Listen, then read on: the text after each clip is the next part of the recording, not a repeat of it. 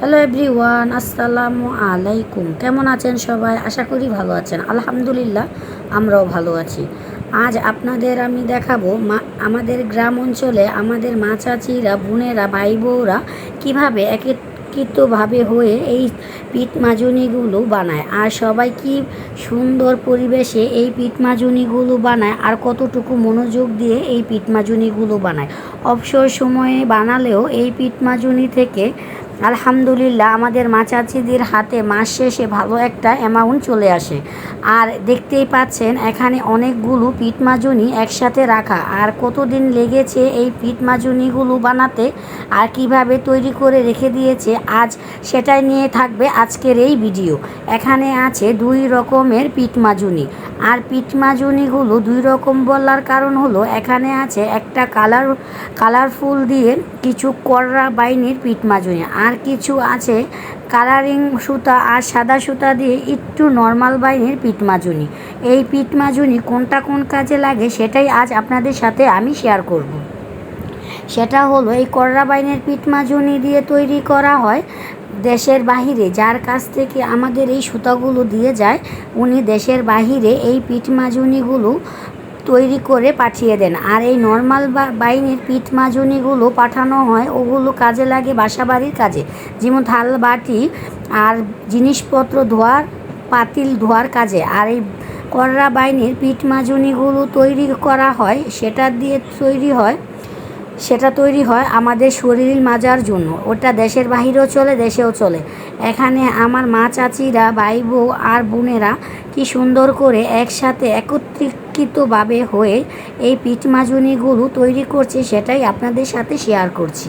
সেটা হলো অবসর সময় মানুষ কত রকমের কাজ করে, এদিক সেদিক ঘোরাফেরা করে। আর আমাদের রূপগঞ্জ এলাকার মা চাচিরা আর বোনেরা কখনো আড্ডা ফাও কাজে সময় এরা পাস করবে না, এদের মূল্যবান সময়টুকু কাজে লাগায়। সেটা হলো এই পিঠ মাজুনিগুলো তৈরি করে। এখানে 2 কালার করে পিঠ মাজুনি বানাতে হয়। প্রথম হলো তলির সাইডটা তুলতে হয়, তারপর এক কালার সুতা দিয়ে তলির সাইডটা তুলে তারপর কেটে রেখে দিতে হয়, তারপরে তুলতে হয় উপরের সাইড আরেক কালার দিয়ে। এখানে আমার মা চাচিরা আর ভাই বউরা আর বোন মিলে এরা আস্তে আস্তে ছোবাগুলো তৈরি করছে, সেটাই আজ আপনাদের দেখাবো। আপনারা তো আমার ভিডিওতে শুধু আমার পিঠ মাজুনিগুলো বানাতে দেখেছেন, কখনো তো একত্রিতভাবে কিভাবে সবাই মিলে আমাদের রূপগঞ্জবাসী এই পিঠ মাজুনিগুলো বানায় সেটা তো আপনারা দেখেননি। সেটাই আজ আপনাদের সাথে শেয়ার করছি। আমাদের ঘরে আমরা সবাই একসাথে বসে বসে এই পিঠ মাজুনিগুলো বানাচ্ছি, কারণ বাহিরে প্রচুর রোদ, এখন উঠানে বসা যাবে না। তাই আমার রুমের ডাইনিং রুমে সবাই বসে একসাথে একত্রিতভাবে এই পিঠ মাজুনিগুলো বানাচ্ছি। আর কথা কাজ দুটোটাই, হাতও চলছে মুখও চলছে, যার যেমন কথা বলার দরকার উনি কথা বলছে, এই কথা নিয়ে হাসি ঠাট্টা করা হচ্ছে। একসাথে বসে এই পিঠ মাজুনিগুলো বানাতে বেশ ভালো লাগে। আর একাকিত্বভাবে এই পিঠ মাজুনিগুলো বানাতে গেলে একটু ঘুমে ধরে যায়, ঝিমানি ধরে যায়, আলসার টাইপের মানে একটা ফিলিংস হয়ে যায়। এই জন্য সবাই একাকিত্বভাবে আমরা বসে এভাবেই এই পিঠ মাজুনিগুলো তৈরি করি। আর এই পিঠ মাজুনিগুলো একজন ভাইয়া আমাদের বাসায় সুতা আর পিঠ মাজুনিগুলো বানানোর জন্য দিয়ে যায়। উনি প্রতি সপ্তাহে 15 দিন পরে পরে আমাদের বাসায় এসে এই পিঠ মাজুনিগুলো নিয়ে যায়।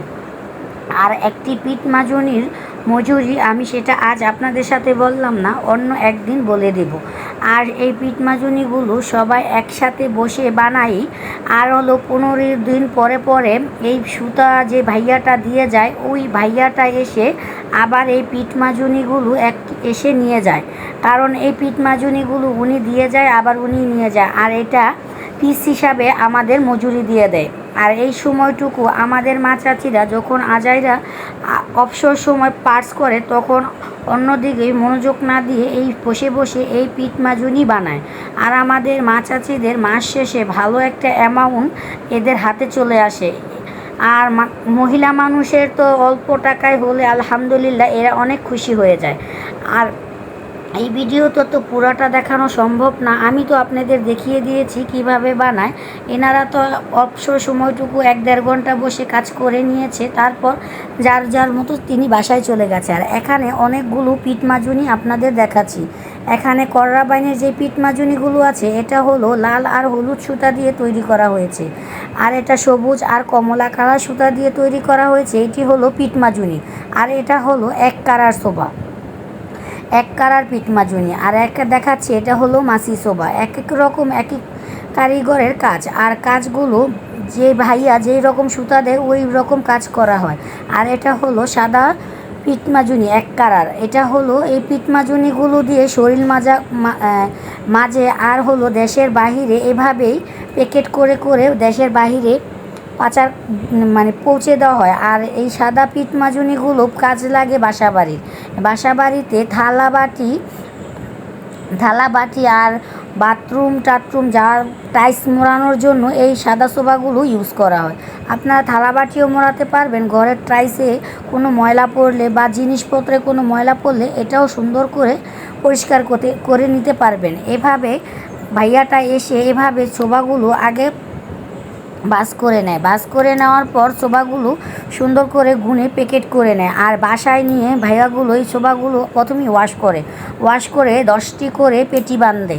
10টি করে পেটি বাঁধার পর তারপর ভাইয়াগুলো একটি কার্টুন বক্সে রেখে তারপর এগুলো চকবাজারে নিয়ে যায়। চকবাজারে নিয়ে যেই মালিকের আন্ডার থেকে ভাইয়া এই সোফার সুতাগুলো আনে, ওই ভাইয়ার কাছে ওই ভাইয়া আবারও বিক্রি করে। কারণ এই কথাগুলো আমি ভাইয়ার কাছ থেকে সব কিছু টিউটোরিয়ালি জেনে আপনাদের সাথে শেয়ার করছি।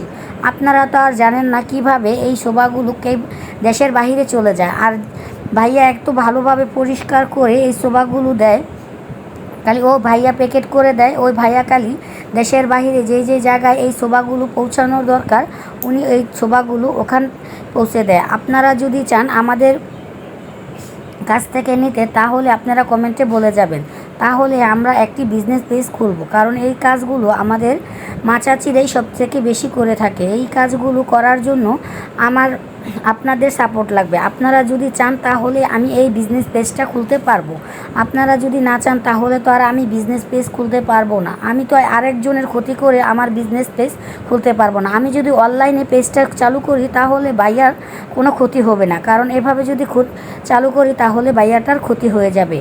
আর এই ভিডিওতে আপনাদের আমি মোটামুটি অনেক ইনফরমেশন দিয়ে দিয়েছি। আর আমাদের ভিডিওটা যদি আপনাদের ভালো লাগে আমার চ্যানেলটাকে সাবস্ক্রাইব করে দেবেন, পাশে থাকা বেল বাটনটি বাজিয়ে নতুন নতুন ভিডিও পেতে আমাদের সাথেই থাকবেন। আল্লাহ হাফেজ।